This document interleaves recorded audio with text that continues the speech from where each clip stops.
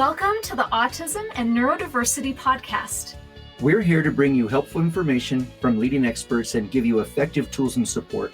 I'm Jason Grigla, a licensed counselor and founder of Techie for Life, a specialized mentoring program for neurodiverse young adults. And I'm Debbie Grigla, a certified life coach. And maybe most importantly, we're also parents to our own atypical young adults. Hello, and welcome to the Autism and Neurodiversity Podcast. I'm Jason Grigla, and today I'm going to discuss with you some practical things that have to do with transitioning your loved one into independence and self-reliance.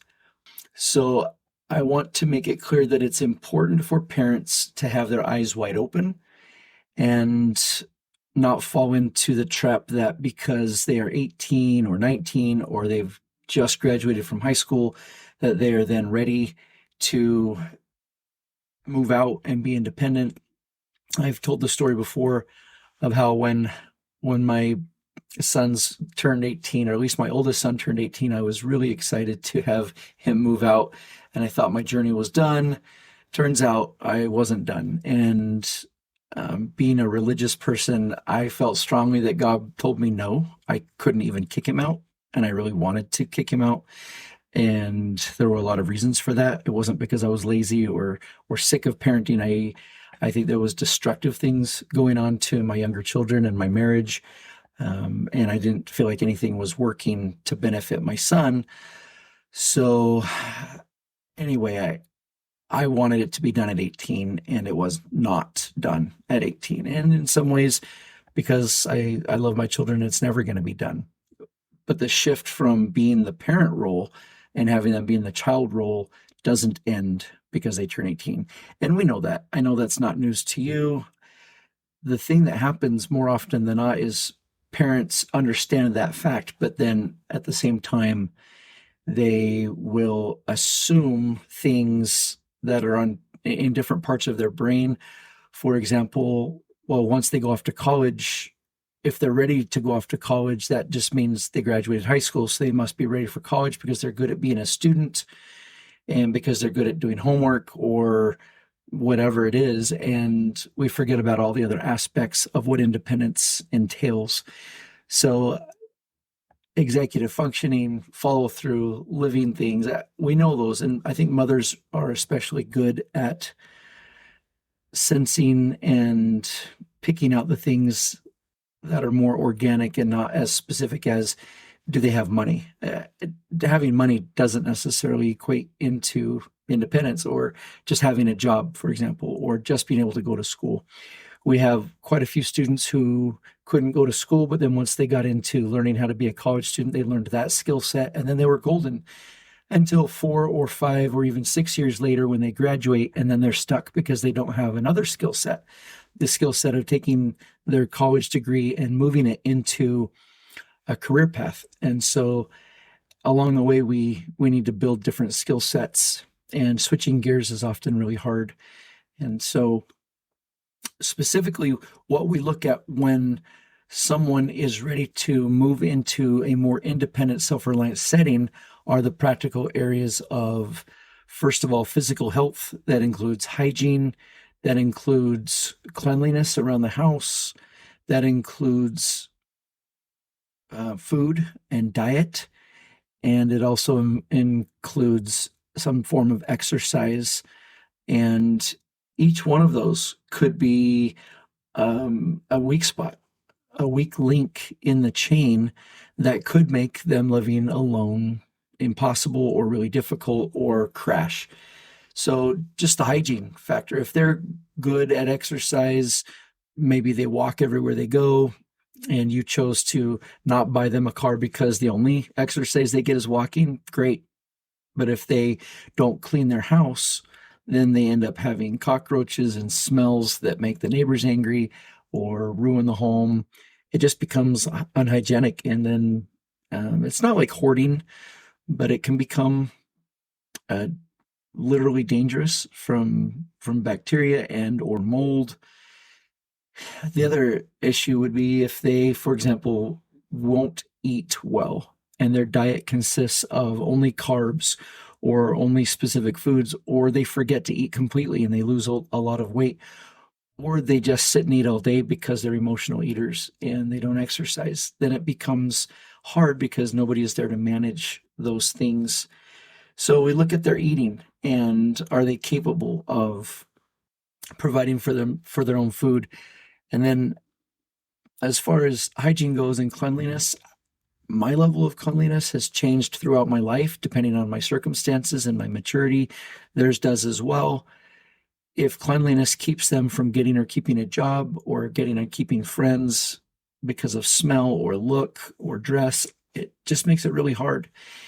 Even if they're to find a group of friends that don't care about how you dress or smell or whether or not you ever comb your hair or cut your hair, it's going to be difficult when you surround yourself with people who might not be doing anything else.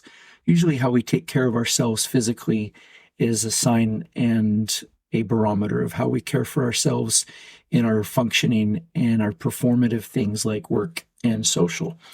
So when we talk about readiness, we're looking for weakest links, not whether or not they're a good student.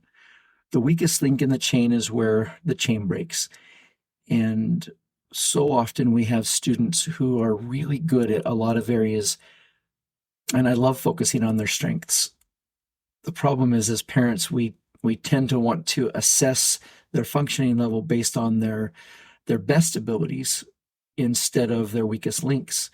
So looking at their weakest links, if it's permanently our perspective and that's all we see, then we're also going to shut them down and throw water onto their fire, and they'll be put out, and they won't be self-sparking, and they won't be self-functioning, self-starting. So we want to focus on strengths. But when we're doing assessment, that's not judgment. Assessment is what can they do, what can they not do? Passionless, emotionless, what is the facts? Then we want to look at the weak areas. So many of our students will get hired for their strengths in any field. Maybe they're highly social and they're really good at talking to people and they want to engage all the time. At the same time, maybe they engage too much and they say inappropriate things, or maybe they never get anything done that's a peripheral because they just want to be social all the time. Or maybe they're really good at anything technological or working specifically on a task, but because they have time blindness, they can't get tasks done that needed to be done in the right order, and everything falls apart.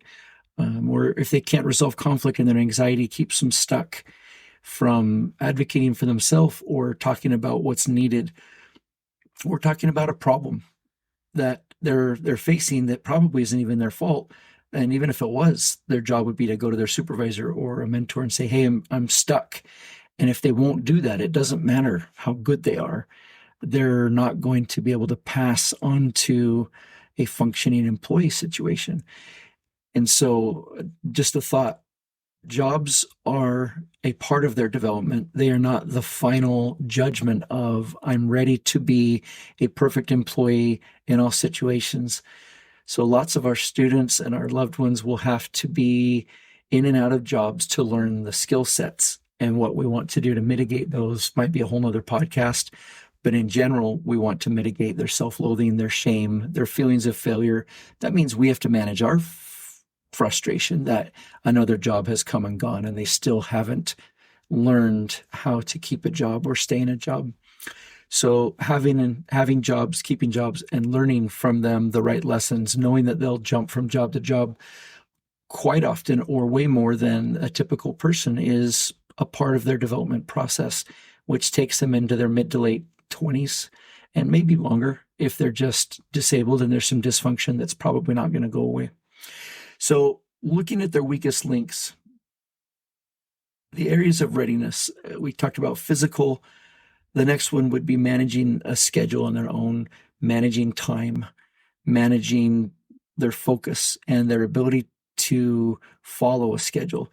And I know that some of our loved ones are really great at following schedules to the T, And that might be their rigidity that saves them, but also makes it difficult for other things to happen. Like if something comes up and there's a crisis or a change or a shift, they may not handle it really well. A lot of our students look forward to the holiday break because they don't have to do anything and they can be totally dysfunctional. But other students, when the holiday break comes along and they lose their structure, they fall apart. They become depressed or anxious or irritable or angry. They get into trouble because they like the rigid, understood schedule. So the weakness there is personal and unique and different for everybody. Being savvy enough and capable enough not to be taken advantage of is the next one, especially for our female daughters who are sought out by others to have sexual interactions with. Or if your son is gay, there is a high probability that there are people who will push to have physical sexual relationships with them. And if we can't protect them from that and they can't protect themselves, that's a real factor that's important to take into account. And I'm always surprised how many neurodivergent teens and young adults and even adults are catfished or scammed into sending money because they are highly susceptible to needing and wanting relationships so badly that they're willing to ignore the red flags that come up. Another area besides being able to protect themselves is to advocate and to even understand they need to advocate. Another safety factor would be their awareness of their physical proximities. Some of our students are highly clumsy, highly unaware of traffic. They'll cross the road if they want to cross the road without thinking about cars because they're in their own bubble and they're in their own world, or they're on their device. Maybe they are driving a car or driving a bike or a scooter, and if they won't wear a helmet because they're adults and you can't make them, or they're even teens and you can't make them, but they're also highly likely to get into a car wreck because they don't have the wherewithal to watch everything, then that's something to practice and learn the skill sets, or find ways to require them to wear a helmet and hope and pray, like we do with all of our kids, that they don't kill themselves while they're in the learning process. Some of our neurodivergent loved ones will never be able to drive, or maybe never be safe to ride a bike or a scooter. We'll just need to figure that out. But I think it's worth the risk to some extent, and we have to decide where that line is for how to practice and how many wrecks do they get in before you say, okay, we've done enough. I'm not willing to keep pushing at this because they aren't actually getting better. Another thing to think about with all of these areas of weakness are just because they aren't ready now doesn't mean they won't be ready in the future. Maybe you come back to driving or riding a scooter or a bike 4 years down the road, and for some reason their maturity level has increased to where now they're aware of their surroundings better, or they're aware of their body better, and they're not as clumsy, which is all good. Talking about how to prepare food, I know, going back to parents who, for example, will invite their child over to their home to eat as often as they want for meals, which can be a really great option.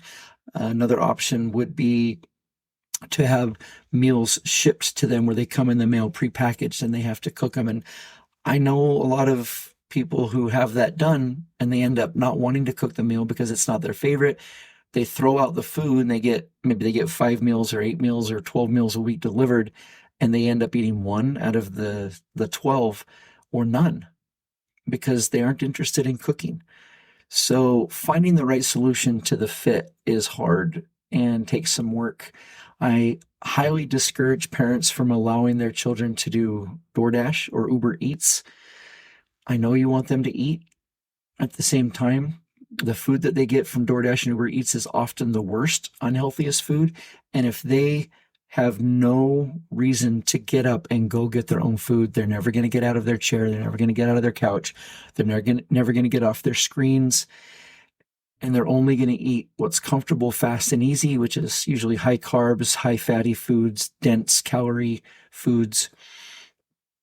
one of the things, there's very few things that make us uncomfortable enough that we have to move. For me, I'm uncomfortable if I'm not achieving or accomplishing or connecting or getting outdoors. For neurodivergents who are overwhelmed, they're not motivated by the same things. So if they can get away with sitting in their chair and eating comfortably the foods that they don't really care or think about makes them sick, obese, unhealthy, lethargic, dulls their brain, their ability to think well, they don't take those things into account like someone with higher brain thinking does. It's setting them up to be comfortably miserable, and that's why a lot of those on the spectrum have a lower lifespan. They are unhealthy. They don't have good hygiene for brushing their teeth or showering or those types of things. So don't make them comfortable is, I guess, my point. The other factor in all of this would be their willingness to let you partner with them. So we've got capability, and we've been talking about capacity and ability and capability. And the second part is, okay, they might be capable, but are they willing? Even if they're capable, if they're not willing, it doesn't matter. If they're not willing to let you partner with them, then that's another whole factor altogether. For example, you might be willing to help clean their house or bring in cleaners every 2 weeks to their apartment or their room. But if they're not willing to let you influence them, if they're not willing to let you drive them around, you're going to have to face that partnership as well. So one of the weakest links isn't their capability. It's their willingness to do things that are self-promoting, which brings us to how do we help them be uncomfortable in their situation so they're willing to do something about it. The classic example is they're not willing to brush their teeth until they value having friends enough that they don't want to have yellow teeth or bad breath, and they actually make that connection, which sometimes doesn't happen until they're much older than their peers in that scenario. So weakest link is not how we judge, but it's how we assess. Focusing on their strengths helps us keep hope, helps them build confidence and self-esteem, making connections with them and helping them understand if you're good at this and you can do hard things in this area, you can also be good at this and do hard things in this area if you're willing. At the same time, we need to be wise enough as mentors to look at their weakest links and not have it be judgment, but assessment and unconditional positive regard along with that you're not good at this, and what can we do to mitigate it? So don't be afraid to do assessment. Don't be so afraid that they're not going to go to college that you refuse to look at the reality of the weakest links that are going to make them fail. And having them fail going off to college their first semester is way worse than doing it right, even if it's a very slow grind, even if it takes a lot of time and effort. Having a positive first experience outside of the home will save you 5 to 10 times the amount of work and effort trying to pick up the pieces from someone who's crashed. That's what I want for you and for your loved one and for my loved ones and my students, is to maximize success and move forward and mitigate their weaknesses. So thanks for joining me today. I hope there was some perspectives that triggered some ahas for you. And we're going to talk a little bit more in my next podcast, actually, about how to accept their level of functioning and their level of life, quality of life that they want. So we'll talk to you soon. Thanks for joining us on this episode of Autism and Neurodiversity with Jason and Debbie. If you want to learn more about our work, come visit us at jasondebbie.com. That's JASONDEBBIE.com.